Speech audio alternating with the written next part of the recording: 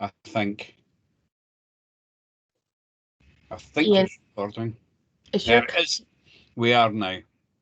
So what is this meeting about? One of the questions that were submitted to us 7 months ago, I think, is absolutely still relevant today. And it's more of a comment than a question. And they said then, the guidance in many cases is really confusing, and at times it's at odds with itself. And I'd hope that we'll get some insight from this meeting. Well, that's our hope too. We're not going to come with all of the answers, but we are just going to try and help you to take this forward. At the end of the meeting tonight, well, it'll actually be tomorrow morning, I will circulate a pile of information to you.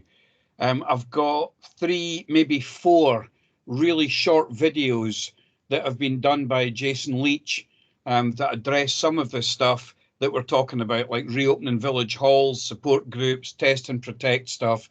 They're really worth watching. Most of them are only 2 or 3 minutes long, and they're really, really helpful. I'll send you the link to the Scottish Government guidance on the safe use of multi-purpose community facilities during a coronavirus pandemic. It is not an easy read. It's the government website, and my experience of it is you read one paragraph and it gives you a link to go to a different page, and then the same again, and you end up 5 pages down the line and not quite sure where you are. I'll send it to you, and if you can work your way through it, send me a message back, tell me how you did it. And I'm going to send you about 5 PDF files. Some of you would hear me mentioning Yvonne earlier on, that's not able to be with us, but Yvonne has sent us a copy of a special a special conditions for hire that I think would be really helpful to some of you. So it's just an example of it that you might use. She sent a completed risk assessment that she's using that you might find useful. We'll send you the government levels and activities by date, and we'll send you signage that you can print off and use for all your halls. So we'll try and get all of that out to you tomorrow, along with the link for the video for tonight.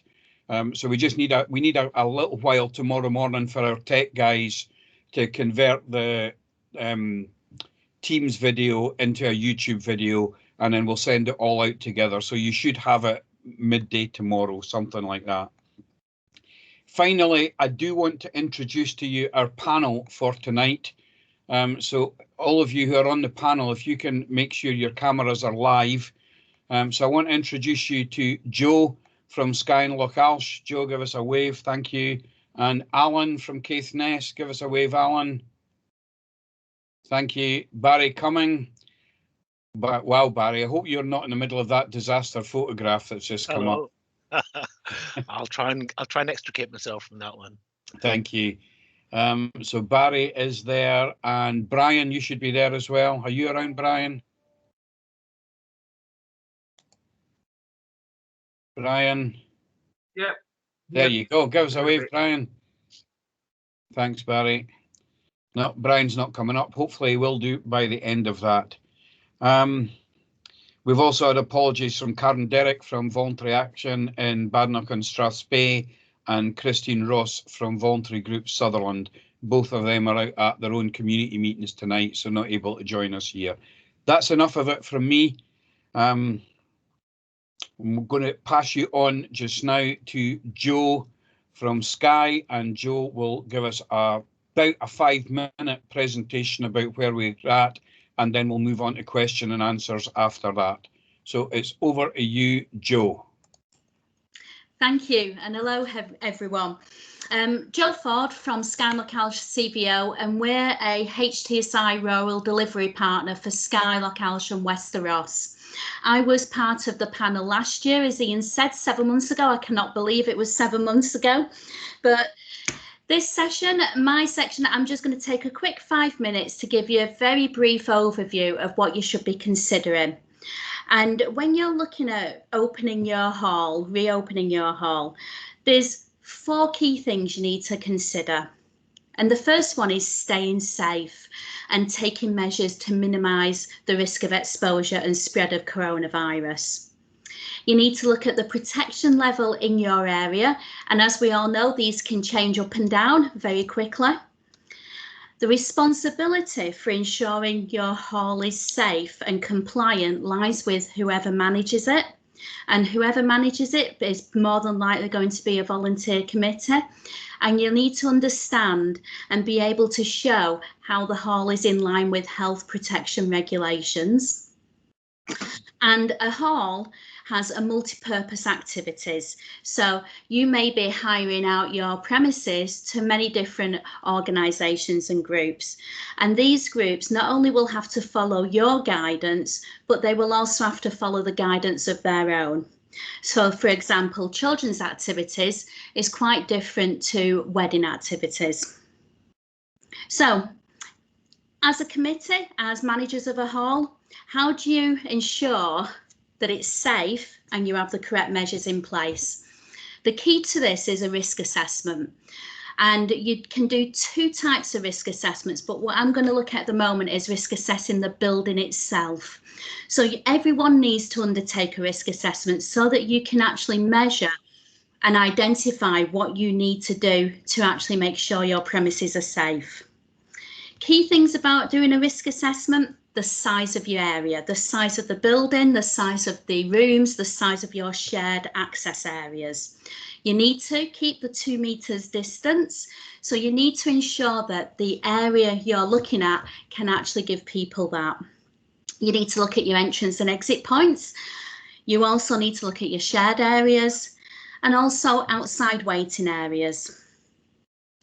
Adjustments to what you need to make it safe: cleaning routines, and these, as the levels slowly move on, these may reduce, but I don't think they will until we're at a level 0. Time between activities: you need to be able to clean between activities. You need to be able to make sure the space is safe, so you may have to stagger activities. You may need to change your room layouts because you may have too many tables, chairs in there.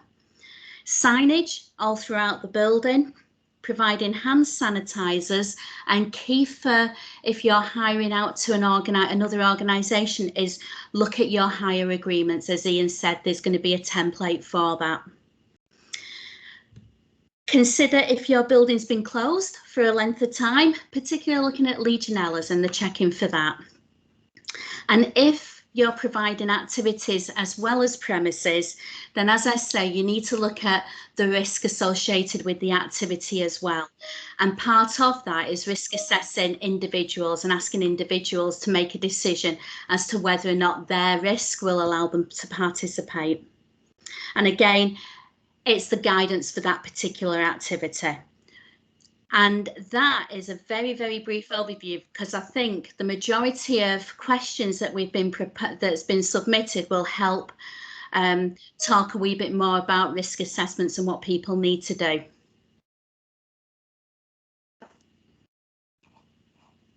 Oh, I think Ian may have gone.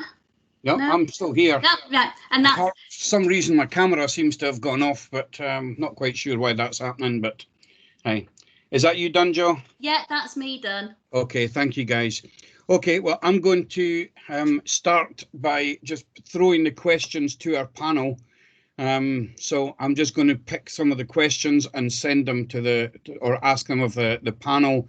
If any of the panel, if you've got anything you want to add after the folk I've selected to answer it, then please feel free to jump in. Because you might have a bit more information than any of the rest of us have. So don't be shy in coming forward. So, Joe, I'm going to come back to you with the first question. And the first question we've got is, when will it be possible for us to hold indoor meetings? Okay, so that's quite a wide question because it depends on the meeting and on the activity. At the moment, we're in level 3, which means essential services can operate within guidance. However, a meeting, say, such as a general committee meeting, is probably not advisable, because at the moment in working guidelines they're actually saying still remain working from home if possible. And also at the and you may be able to meet outdoors, well, it's outdoors or indoors in a public area, but again, it's within the regulations. So when can we hold indoor meetings? I would say at the moment, I'd be very careful if you're considering holding an indoor meeting, but if you're talking about activities, then you need to look at the guidance for that particular activity. Thank you, Joe. Anybody else want to join in? Okay. I think. Yep. Sorry, and I just on you go, Barry. On you go. Just to add a little bit to that. I mean, at the moment, obviously, the without any specific guidance for specific meetings and stuff like that, the default position may be to look towards the Scottish Government's where are we now level 3 guidance for meeting other people, you know. So at the moment that is six people from 2 families, or 6 indoors, or 6 from 6 outdoors, and that I would probably suggest, in the absence of further advice for specific sectors, as Joe said, then I would say that's probably a very good starting position to look at, you know, kind of how many people can actually get in just for something like a meeting. Yeah, thank you. Okay, I'm going to send this one to Brian and to Alan, if you both want to jump in with this one. So there's 2 people asked a similar question, so let me fire that to you. We run various small classes like knitting, crochet, crafting. Do they still need to do they still need to sit 2 meters apart, and do they need to wear face masks when they're seated? And a follow-up similar question, distancing in restaurants can be reduced to 1 meter. Will this be allowed for other events? It might use halls like funerals or weddings, or does everything else have to stay at 2 meters? So Alan, go, and then Brian, if you want to follow on from Alan. I think that was somebody trying to phone me with another question, so it's getting a bit hectic here. I can't keep up. Yeah, well, you know, as Joe says, it's all about trying to have measures to minimise the spread of COVID. That's what we're really speaking about here. So how do we do that? And Barry mentioned the Scottish Government guidance on the different levels. So, you know, we're in level 3 at the moment, which, as Barry said, is speaking about 6 people from 2 households. Still need to stay 2 meters apart from anyone not in your household. So you can see that the 2 meter distancing, and that carries on. If you actually look at the different levels, I think we're due to go to level 2 on the 17th of May. And there is a change, 6 adults from 3 households, but we're still looking at the 2 meter physical distancing.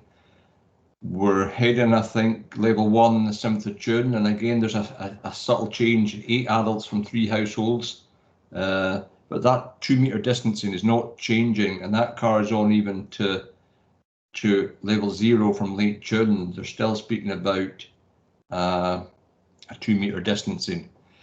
So a couple of things in the question, and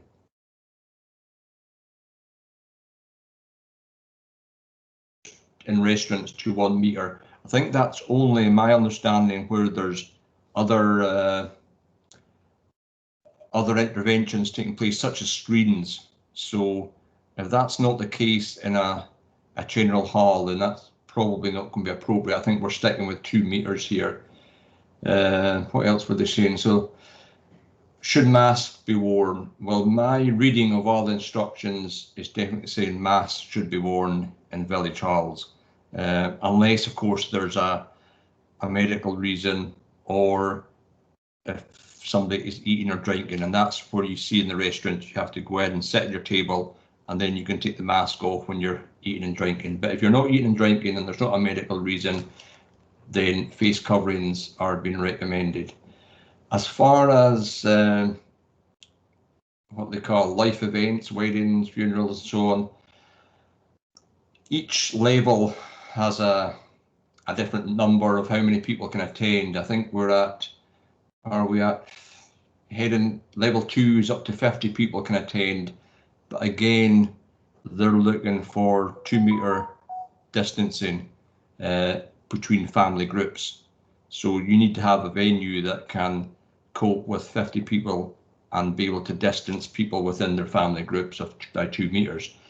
That number for weddings and funerals goes up to 100 at level 1, and then level 0, there's been up to 200 people, again, providing the venue capacity allows for 2 metre physical distancing, and face coverings must be worn, apart from, I think, the minister and those getting married. So yeah, it's, I say, going back,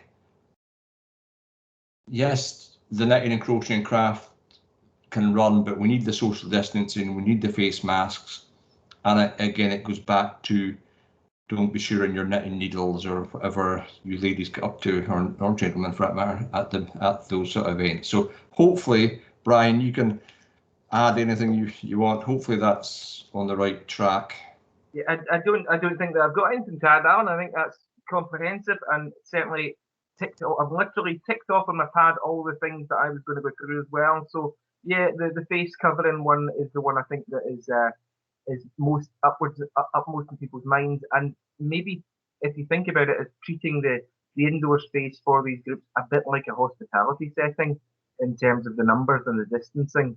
That's probably the best way to look at it. And again, as Alan said, no shared needles, which is a message we can endorse nationwide, I'm sure. But no, nothing to add to Alan. Thank you for that. Yeah, I think for me, yeah, I'll just come in a minute, Barry. I think for me, what we're going to end up looking at is extensions to village halls, because to try and be able to keep 200 people and keep socially distanced, you're going to have a village hall of about 27 acres, which we'll see whether we can achieve that. Barry, on you come. Just to follow up there to what you just said there.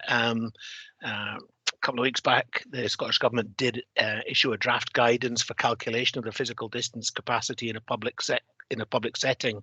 That actually was released today in a non-draft format. So if anyone is actually looking to work out how to actually assess how many people they actually fit into their space, that would be a good starter for them. It's on the Scottish Government's website. That may be a good one to fire out with the information tomorrow, Ian. Yeah, if you could fire me a link for that, Barry, I mean, anytime tonight, tomorrow, then I'll include it with the links that we'll send out. That would be excellent. Thank you. Yeah, no problem. Okay, Barry. Barry, I'm going to send the next question to you and to Joe. And again, there's 3 or 4 versions of this question, all around the use of halls and kitchens and food. So it's when we open our hall, can we use the kitchen? If we're using the kitchen, do we have to limit staff numbers, and do staff have to observe social distancing and wear face coverings when they're working in the kitchen? Can kitchens be used by people who are renting the venue? And are there additional cleaning requirements that come on to that? And yeah, that'll be enough for that one. So Barry, to you first, and then Joe, if you follow on from Barry. Okay, yeah, I think this is probably slightly different to the coming out of lockdown last year. Is that my understanding is that yes, you can use your kitchens. I think one of the scenarios obviously is that if you're running a cafe in your hall or something like that, then yeah, you can operate under. And again, I'll take you back to the Scottish. I know you maybe don't like the version of the Scottish Government guidance for the complications and their awful links that they've got, but yeah, there is a sector guidance for is the tourism and hospitality guidance that will cover everything from your risk assessment, which will be a link to the HTSI website for their COVID risk assessment. But yeah, you can use kitchens, certainly under a cafe scenario. And I would refer you to that one. It has certain issues in there. Yes, you have to remain with a 2 metre distancing. Face coverings have to be worn by front of staff, not necessarily by staff in the back room if your kitchen's big enough to have people working in the back, but they have to retain the 2 metre physical distancing. If you can't achieve the 2 metre physical distancing in the kitchen, then you have to obviously look at alternative arrangements such as fixed workstations, working back to back, that sort of stuff. So, but yeah, I'd refer you certainly to the Scottish Government's tourism and hospitality guidance. I can send you a link to that as well, Ian, for anyone that's doing food work. As far as using it for people in the hall, other people that want to use the hall, then yes, they can do that as well. I suspect it's possibly because the most recent risk assessments are kind of indicating that fomite transmission, is of lesser risk than we originally thought this time last year. But yes, I think people can use it. But again, as a village hall, your risk assessment's going to have to clarify what the risks are associated with letting other people use the kitchen facilities. And also anyone that wants to use your kitchen facilities will have to include that in their risk assessment, such as enhanced cleaning regimes, doorknobs, whether you've got dishwashers to do deep cleaning, who's going to clean the dishwasher handle, things like that. So all of those will need to be brought into both the hall's risk assessment and the risk assessment for the people using it. So, but yeah, the community groups can use it as long as they manage it and they manage all the issues associated with COVID transmission associated with the kitchen.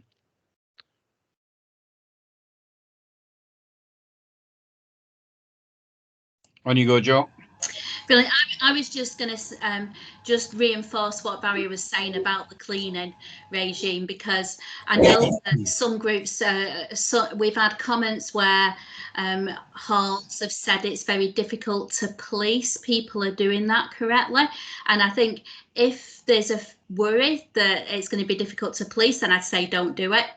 If it's so, you need to ensure that you can actually enforce that cleaning routine and have some way of monitoring it as well, to say that it has been done. And that's it. Thank you, Joe. Brian, I'm going to send one your way. So, do people need to wait outside a building until it's time to go into their class, even if the designated room is empty? There's nothing actually black and white about that specific point. However, I would imagine that it falls under the guidance we've already covered in the first couple of questions as regards social distancing and the wearing of masks indoors. If the room is empty, presumably you're going to be with a group of people who are going to be observing the social distancing priorities anyway. So I don't think there's any need to wait outside as long as you're not overlapping with another group, and that you are allowing something that we're going to come on to later, I think, in terms of hygiene and so on. If there is a booking previous to yours, there will be no doubt protocols in place for hygiene, ventilation, etc. You need to make sure that that's been allowed to take place. The one thing I would say, in addition to the social distancing element of it, and whether you go inside at the start, is that ventilation that we've spoken about before would be key for any of the indoor gatherings. But yeah, there's nothing specific about having to wait outside.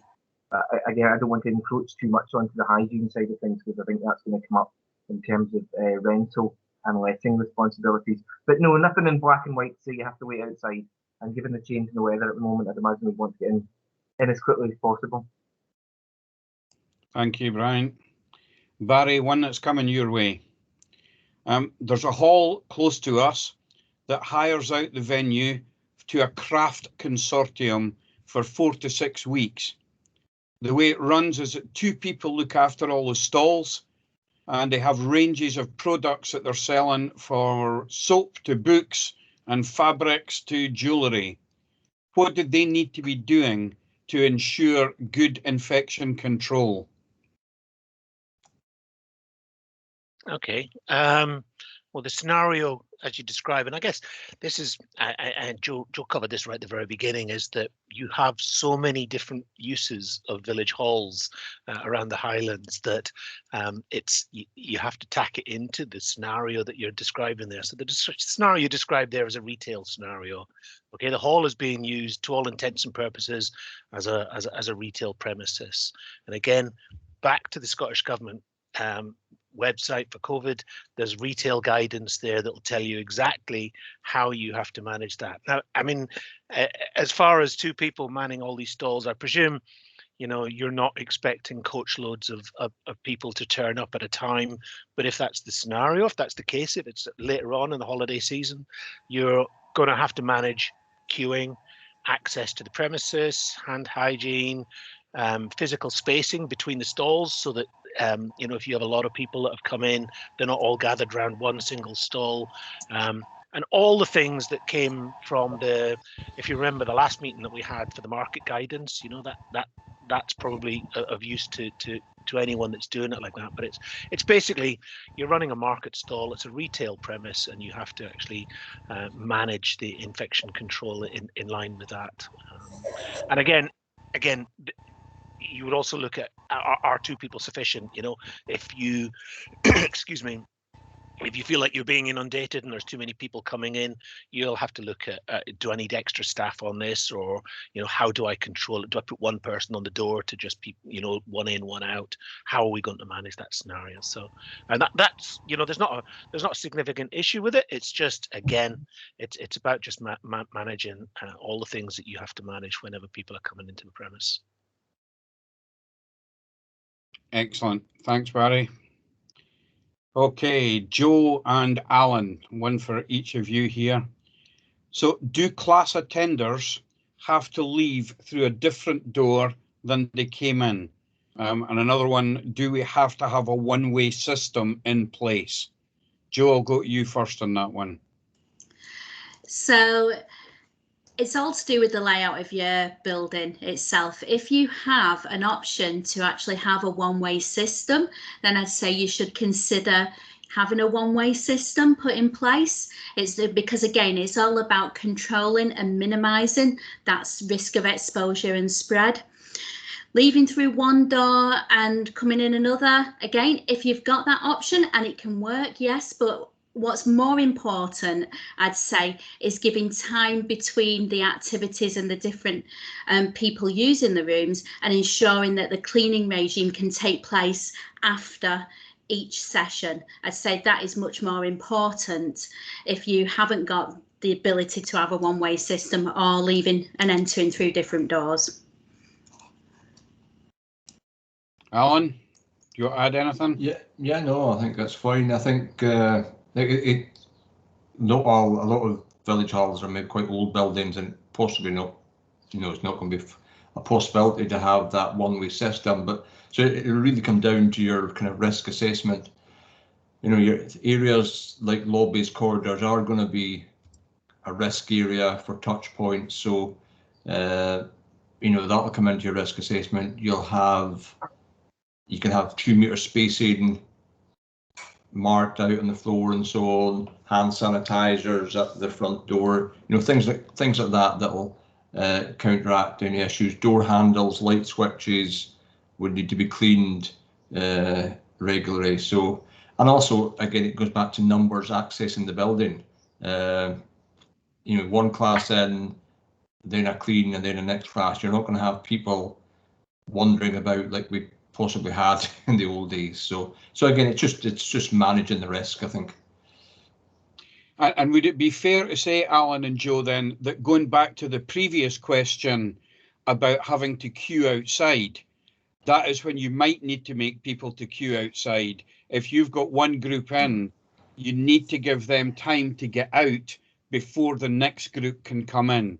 So there, whilst we're saying initially you don't need to queue outside, the way that you're stacking activities might then make you make that choice. Would that be a fair comment? Yeah, I think so. I think, you know, your capacity is going to be a lot less initially than it was before. I think we just have to accept that and manage that. So, yeah, I think in some cases you do want people to get clear of the building before the next group Yep. comes in, for sure. Excellent. Okay, I think, I'm going to give Ian, you if guys, I could just go on. jump in there, I was just going to, Sure. I think the nature of the village, not to carry on one with the same brush, but the nature of village halls and community groups tends to be a little bit more laissez-faire than it's not necessarily always that strict, and the very nature of community groups is that atmosphere and that welcoming and allowing people to kind of wander about and so on. And I think we have to be stricter than we have been in the past, certainly. And this sort of ties a lot of the questions together. And another one that we'll come on to, as Alan's saying, about making sure there is that space between groups.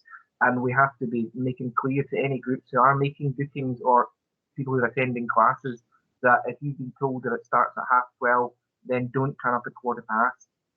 You know, there's been the hanging about before and people mill around and chat and so on. We have to, for the time being, make sure that sort of mingling isn't happening to allow folk to get clear of the building and maybe just be a wee bit stricter with folk.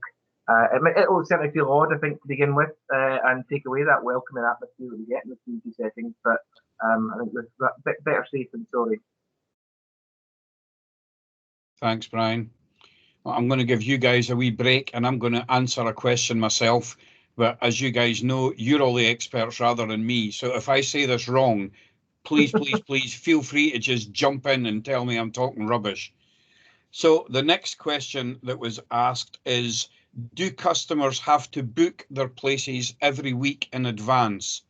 And a follow-up question was, do we have to have a test and protect system in place for each group? So my interpretation of that is no, you do not need to have a booking system in place. My understanding of the benefit of having a booking system is so you don't have too many people turning up. So if you've assessed your hall that you can have 12 people in it, if you've just got it open to arrival, what are you going to do if 15 or 20 people turn up? You're going to be the one that's going to have to be turning people away at the door. So there's no requirement for you to have a booking system, but you may find that it's actually easier for you to be able to close bookings when you hit the maximum number of people that you want. So that's what I would say to the first one. In terms of test and protect, absolutely you need to do that. You need to have a register of everyone that comes into your meeting. You need to have their contact details.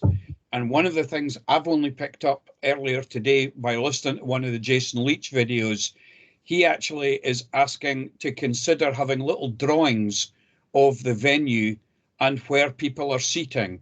So if someone does become sick or someone does report that they've got COVID and test and protect come back to you, then it's going to be much easier for you to say, yeah, Ian was actually sitting next to Brian and Alan, but Joe was sitting away in the other side of the hall.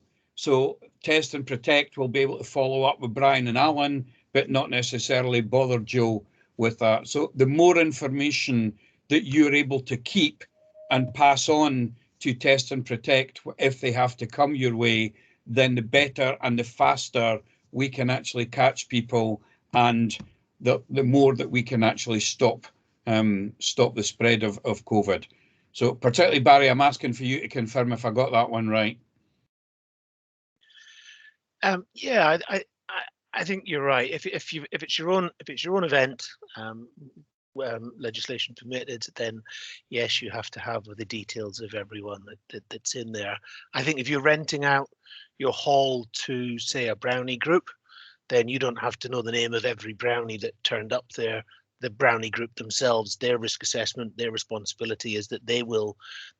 All you need to know is that you rent it out to the first Inverness brownies or whatever. So, and so that if there's any comeback on you as a village hall, then you know who was actually in the hall at that time on that day. I think you looked and touched on the test and protect for every group that rents it. I think one thing I didn't mention earlier on when looking at the kitchen and other groups using kitchens and stuff like that is obviously with the Scottish Government from today letting people pick up lateral flow tests themselves, it may be something that groups may wish to include in their own risk assessment, you know, where they may wish to ask if anyone's actually had a test, or if they've done tests, or they may make a requirement prior to, you know, long, perhaps less regular groups, but something that's happening further in the distance. They may wish to go, okay, well, have you got that in your risk assessment? Have you considered testing the people that are using our hall? Or have you considered incorporating that in their own risk assessment to give you some assurance? But that's, sorry, it's just a slight aside, but it kind of ties in with the test and protect side of things. Excellent. So Barry, can I just, I'm just responding to a question that's come in the chat just for clarification. It's the people who are presenting the activity that need to keep the register, not the hall keepers themselves, but the hall keepers have to ensure that the person who's got the let are doing that. That's what I understand. Yeah, both risk assessments will tie together, and your hall risk assessment says, I know who was using the hall, and their risk assessment will say, and I know exactly who was in the hall at that time. Yeah. Yeah. That's Okay. what I understand it, Ian. Yeah. That's fine. So that's hopefully, Carol, that answers your question as well. It's we need to have the contact for the person that's providing it. Okay, Barry and Joe, back with you two. Government guidance says that we can group exercises allowed indoors from the 17th of May. What else is going to be allowed from that point? Well, I can jump in, Joe, again, but it's just yeah, go back to the Scottish Government's publication. Which one is it? It's the timetable for easing restrictions. You know, it quite clearly just tells you what changes. And I think sorry, I can't remember, was it Brian that went through it earlier on? Alan, sorry, Alan. Just, you know, what will happen in level 2. You're right. All organised activity is going to be permitted except adult indoor contact sports. They're still going to be subject to the numbers regarding household meeting and stuff like that. So, but again, it's indicative, and I haven't got a crystal ball, so unfortunately some things can be moved forward and some things may get dropped back. I think it depends how our numbers go over the next few weeks. Yeah, and that document you just mentioned, we've got that one to send out with all the documents tomorrow. Joe, go on. Yeah, no, I was just going to agree and say that, you know, the dates do change, the levels do change, you know, so what's allowed, go to the framework, go to the guidance. And if you're looking at a particular activity, it may be a sports activity or it may be a wedding. There's very specific guidance for each of these. I've popped the link in the chat for the 17th of May, so we look at that if maybe wants to, obviously before it comes out tomorrow. Brilliant, thank you, Alan. And bear in mind, if they're activities such as children's exercise groups, brownies, that sort of thing, the you know, age group, the age groups that don't count, as it were, towards the numbers. Just bear that in mind. But as Joe says, there's specific activity guidance on the government website, and it's a sporting one. Sports Scotland website also has activity-specific guidance too. But Brian, I'm going to just ask you, go and have a quick look in the chat at the question that was left by Carol from Och Primary, and see if you can just follow that up, because that just touches on what you just said just now. Is that the one? Yes, there's a question, just for anyone who's not seen this in the chat, question from Och Primary about events involving children under 12 years old. She's picked up information from the Scottish Government level 3 guidance that under 12 don't count towards the total number of people or households meeting outside, that do count towards the number indoors. But then she's saying they're being pressured by a local group to accept bookings. However, they as a group are under the impression, as I am actually, that managers of community facilities will have discretion over when they consider it safe to open for any activity permitted by legislation, and may decide to remain closed if they are not able to safely follow the advice in the relevant guidance. So I think she's just looking for reassurance to go back to the group and say no. And certainly that's my understanding of it, that if it's your hall, you're the management committee, you can decide if you feel that any activity doesn't isn't able to be carried out safely, even if there is a group arguing that it does, because obviously as the person letting out the hall, the responsibility falls on you and your management committee. Yeah, I would strongly agree with what Brian's saying there, because I think this is something that might crop up over the next few months. You know, you're the trustees of the hall, you're responsible for the hall and what goes on in the hall. If a group want to do something and you're not comfortable at whatever stage you're at, then there's other halls they can go to. Simple as that. But you're responsible for your hall and what goes on in that hall. So yeah, I think what Carl's got is perfectly right. They're within their rights just to go back and say, we'll decide when it opens, whether it's the 17th of May or whenever. If you scroll down that one, Alan, actually, if you put in, so those can see that in the chat, that the group who are pressurising them, and that's her use of words at the start there, have actually sent over a document from their governing body, so I'm assuming it's a sport, that says they can commence indoor activities from today, and as a result of pressurising it to open sooner than our planned date, they've told parent clubs starting, etc., etc. But as Alan says, you're the trustee, you're responsible for it. It's not up to anyone else to tell you how you can and can't run your hall. Just because the guidelines say you can doesn't mean you should. Absolutely. This leads us really neatly into the next question, and I'm really sorry, it's a really long question. So just bear with me as I read that to you.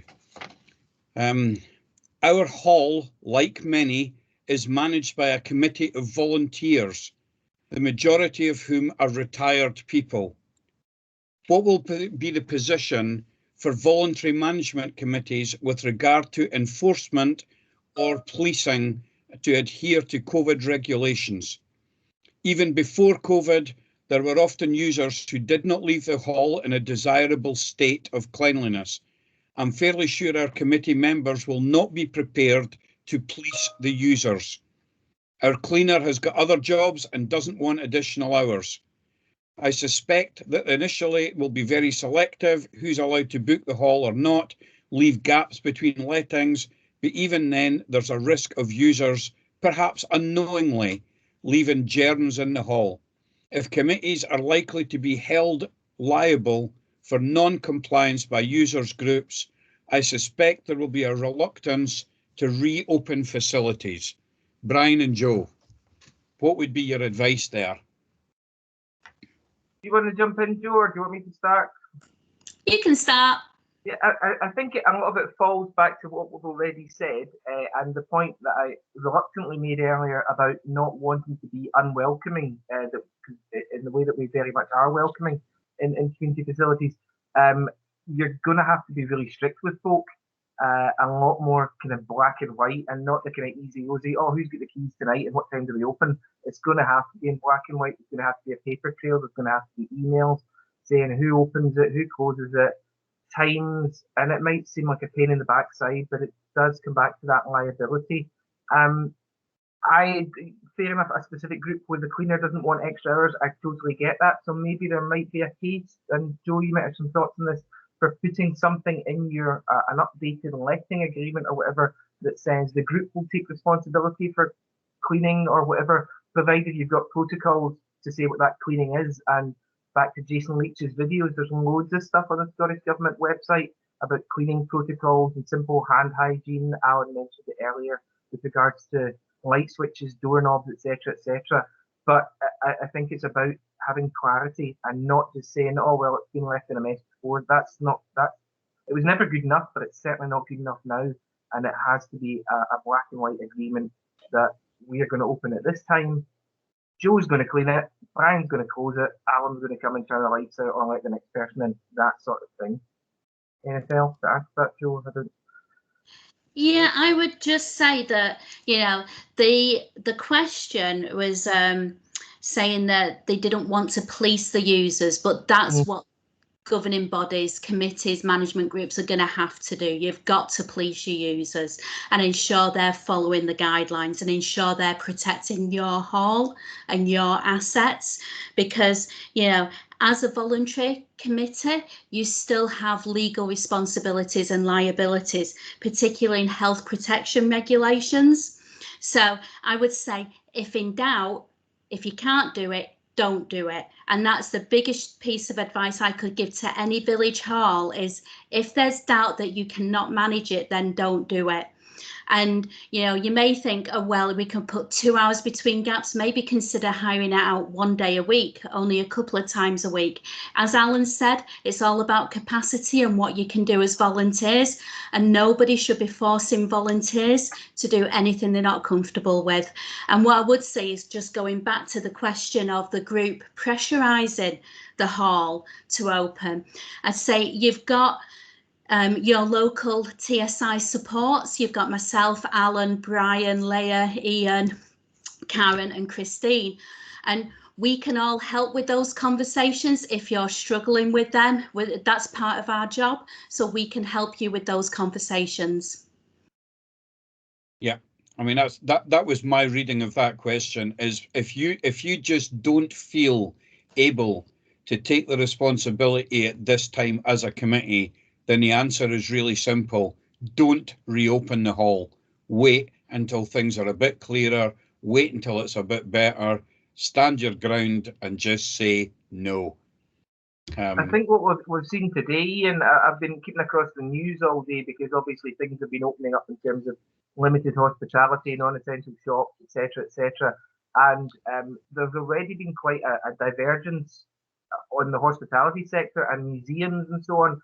They are allowed to open, and I've heard in the news all day today that some are choosing not to because they want to see how things pan out. And I think that's kind of going to be the way with this as well.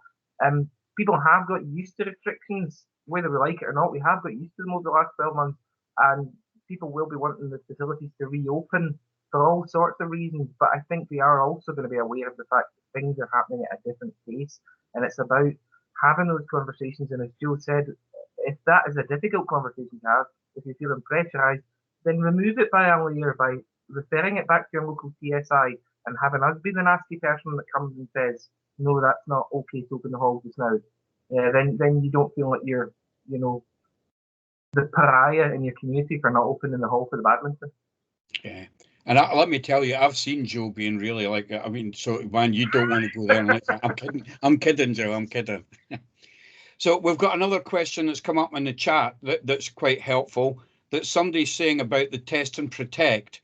What do we do if a hall doesn't have a dedicated phone line? How do we ensure that test and protect have got access to information? Anybody got any suggestions on that one? I think it would come back to the person who's responsible for the booking, the person who's, you know, the lead booker. So if it's the Brownie group leader, for example, they'll have their register of members. I think that's the only way we could do it.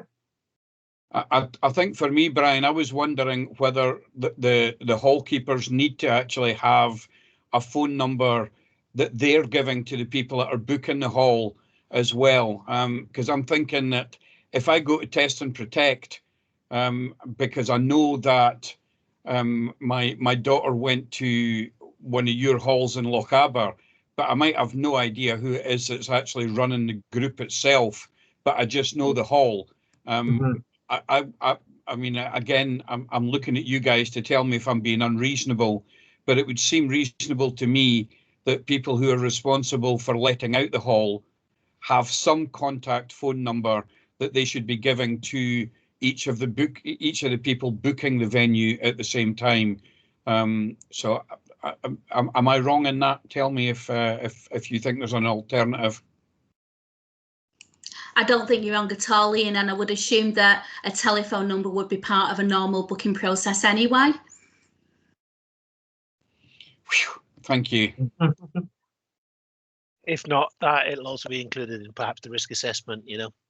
Yeah, good one. Okay, guys, we're coming close to the end of the questions that we've had. So I'm going to do that, and then I'll ask this last question, and then I'm going to come back to each of you in the panel and see if there's anything else that you would want to add before we close. So Barry, I'm going to give this one to you, and I'm going to attempt to answer it with you if I'm able to do that. So here we are. I'm looking to start up an orchestra based in Kilbokie using the Findhorn Hall for rehearsals. I currently have around 16 players.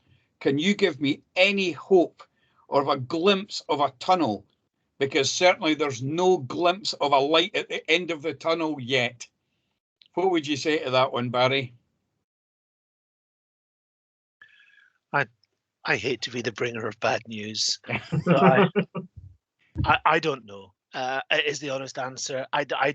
We don't get any information from the Scottish Government any faster than anyone else in the general public, or certainly my department doesn't. We have to rely on us trawling through the Scottish Government webpage every day looking for amendments to pages. So at the moment, no. Indoors, certainly, as Alan alluded to, through the levels, this idea of spacing and number of families is increases slowly, but it's not in the foreseeable as far as I can see for level 2, level 1.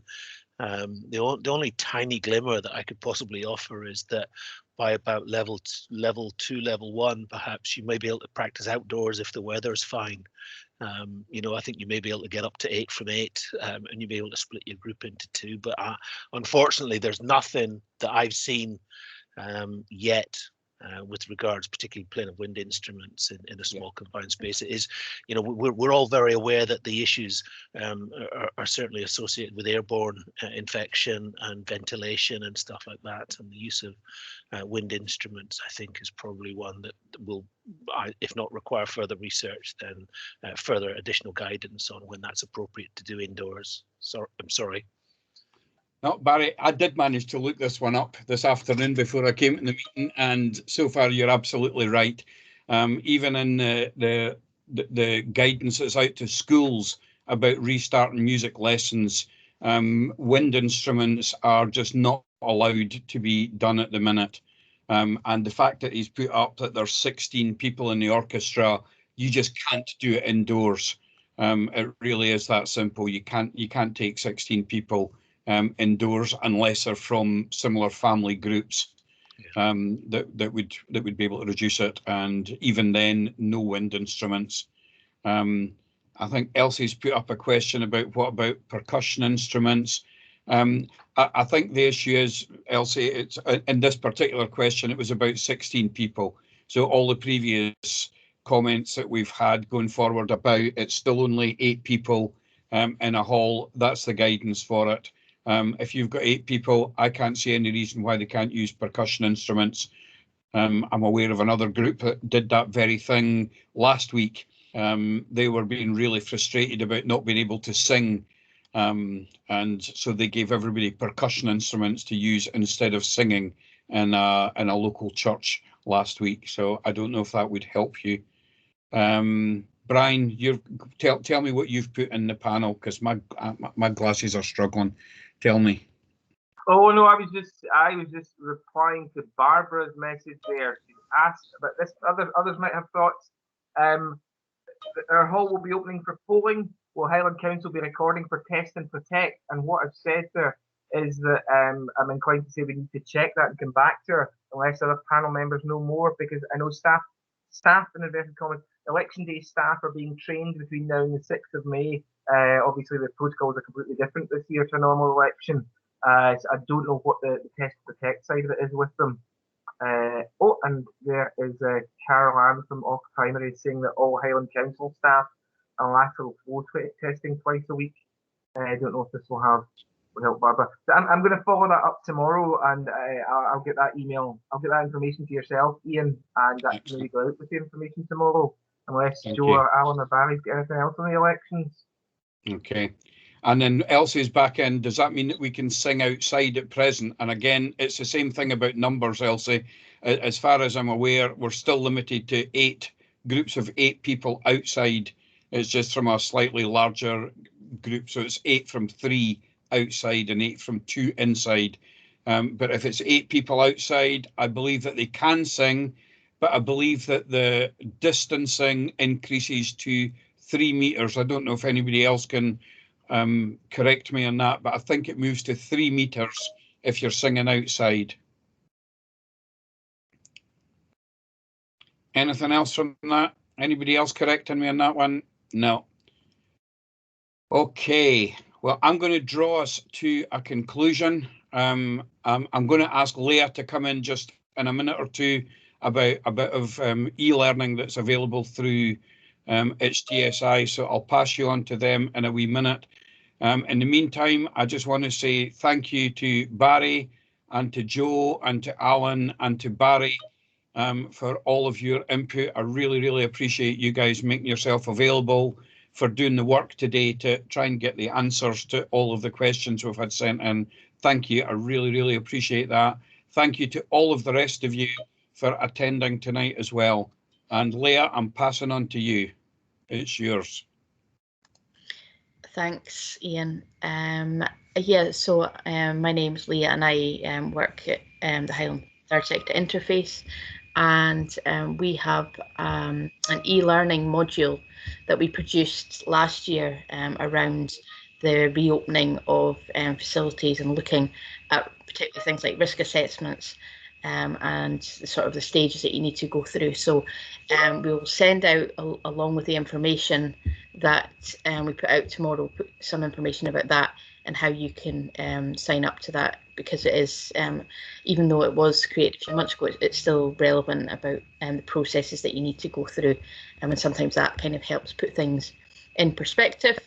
So just to say, look out for that. And also, as Joe has mentioned, we're part of a third sector interface across Highlands with lots of different partners. So we'll put our contact details in for each of the different areas. So if you do have any questions or concerns about anything, then please get in touch at any point, and we'll try and help you. And if we can't, we'll find somebody else who can. Usually one of us knows. So just to thank everyone again for attending, and thanks to all our speakers, and thanks to everyone who asked a question. Thank you.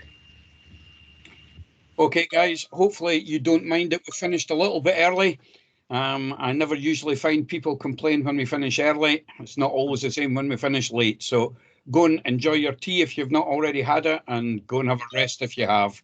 Have a great night, and please feel free to come back to any of us in the event that you need any further information, as Leah said, and we will do our best to get it. I often tell folk there's an old advert on the television that used to be done by the Automobile Association, and their strapline used to be, "I know a man who can." And that's what I hope that you will always find with your TSIs. If we don't know, we know someone who will. So feel free to come back to us. Thanks very much, guys, and good night. Thank you all. Thanks, Ian. Cheers. Thank you. Good night. Bye-bye.